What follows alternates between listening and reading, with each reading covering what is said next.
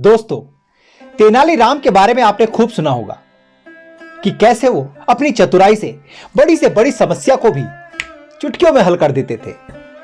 और उन्हीं के जीवन से जुड़ा एक किस्सा हम आपको सुनाने जा रहे हैं। एक बार राजा कृष्णदेव राय दरबार में बैठे मंत्रियों के साथ विचार विमर्श कर रहे थे कि तभी एक व्यक्ति उनके सामने आकर कहने लगा, महाराज, मेरे साथ न्याय करें, मेरे मालिक ने मुझे धोखा दिया है। इतना सुनते ही महाराज ने उससे पूछा कि तुम कौन हो और तुम्हारे साथ क्या हुआ है। अन्नदाता, मेरा नाम नामदेव है। कल मैं अपने मालिक के साथ किसी काम से एक गांव जा रहा था। गर्मी की वजह से चलते चलते हम थक गए और पास में स्थित एक मंदिर की छाया में बैठ गए। तभी मेरी नजर एक लाल रंग की थैली पर पड़ी जो कि मंदिर के एक कोने पर पड़ी थी। मालिक की आज्ञा लेकर मैंने वो थैली उठा ली। उसे खोलने पर पता चला कि उसके अंदर बेर के आकार के 2 हीरे चमक रहे थे। हीरे मंदिर में पाए गए थे, इसलिए उन पर राज्य का अधिकार था, परंतु मेरे मालिक ने मुझसे यह बात किसी को ना बताने को मना कर दिया था और कहा कि हम दोनों इनमें से एक एक हीरा रख लेंगे। मैं अपने मालिक की गुलामी से परेशान था, इसलिए मैं अपना कुछ काम करना चाहता था, जिसके कारण मेरे मन में लालच आ गया। हवेली आते ही मालिक ने हीरे देने से साफ इनकार कर दिया। यही कारण है कि मुझे इंसाफ चाहिए। महाराज ने तुरंत कोतवाल को भेजकर नामदेव के मालिक को महल में पेश होने का आदेश दिया। नामदेव के मालिक को जल्द ही राजा के सामने लाया गया। राजा ने उससे हीरों के बारे में पूछा तो वो बोला, महाराज, यह बात सच है कि मंदिर में हीरे मिले थे, लेकिन मैंने वो हीरे नामदेव को देकर उन्हें राजकोष में जमा करने को कहा था। जब वो वापस लौटा तो मैंने उससे राजकोष की रसीद मांगी तो वो आनाकानी करने लगा। मैंने जब इसे धमकाया तो ये आपके पास आकर मनगढ़ंत कहानी सुनाने लगा। अच्छा, तो ये बात है। महाराज ने सोचते हुए ऐसा कहा, क्या तुम्हारे पास इस बात का कोई सबूत है कि तुम सच बोल रहे हो? अन्नदाता, अगर आपको मेरी बात पर यकीन नहीं तो आप मेरे दूसरे 3 नौकरों से पूछ सकते हैं, वो उस वक्त वहीं थे।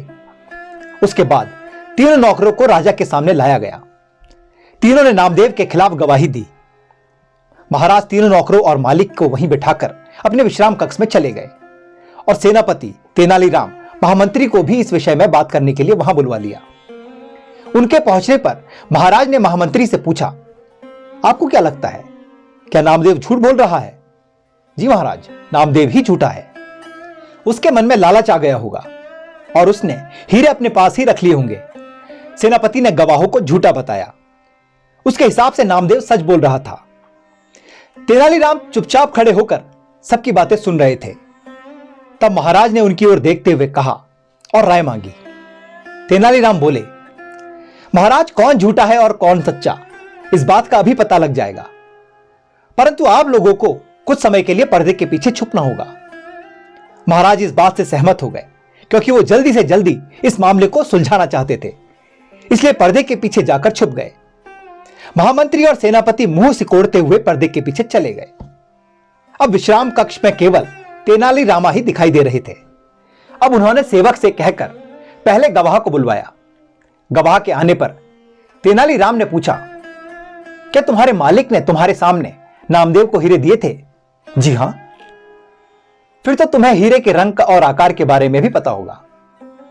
तेनालीराम ने एक कागज और कलम गवाह के सामने करते हुए उससे कहा, लो, मुझे इस पर हीरे का चित्र बनाकर दिखाओ। इतना सुनते ही उसकी सिट्टी पिट्टी गुम हो गई और बोला, मैंने हीरे नहीं देखे क्योंकि वो लाल रंग की थैली में थे। अच्छा, अब चुपचाप वहां जाकर खड़े हो जाओ। और अब दूसरे गवाह को बुलाकर उससे भी यही प्रश्न पूछा गया। उसने हीरो के रंग के बारे में बताकर कागज पर 2 गोल गोल आकृतियां बनाकर अपनी बात साबित की। फिर उसे भी पहले गवाह के पास खड़ा कर दिया गया और तीसरे गवाह को बुलाया गया। उसने बताया कि हीरे भोजपत्र की थैली में थे, इस वजह से वो उन्हें देख नहीं पाया था। इतना सुनते ही महाराज पर्दे के पीछे से सामने आ गए। महाराज को देखते ही तीनों घबरा गए और समझ गए कि अब सच बोलने में ही हमारी भलाई है। तीनों महाराज के पैरों को पकड़कर माफी मांगने लगे और बोले, हमें झूठ बोलने के लिए हमारे मालिक ने धमकाया था और नौकरी से निकालने की धमकी दी थी, इसलिए हमें झूठ बोलना पड़ा। महाराज ने तुरंत मालिक के घर की तलाशी के आदेश दे दिए।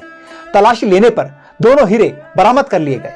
सजा के तौर पर मालिक को 10,000 स्वर्ण मुद्राएं नामदेव को देनी पड़ी और 20,000 स्वर्ण मुद्राएं जुर्माने के तौर पर भी भरनी पड़ी, जबकि बरामद हुए हीरे राजकोष में जमा कर दिए गए। इस प्रकार तेनालीराम की मदद से महाराज ने नामदेव के हक में फैसला सुनाया। दोस्तों, आपको यह कहानी कैसी लगी? आई होप आपने एंजॉय किया होगा। और आपको अगर ये कहानी पसंद आई तो हमें कमेंट बॉक्स में जरूर बताएं और हमारे चैनल को सब्सक्राइब करना ना भूलें।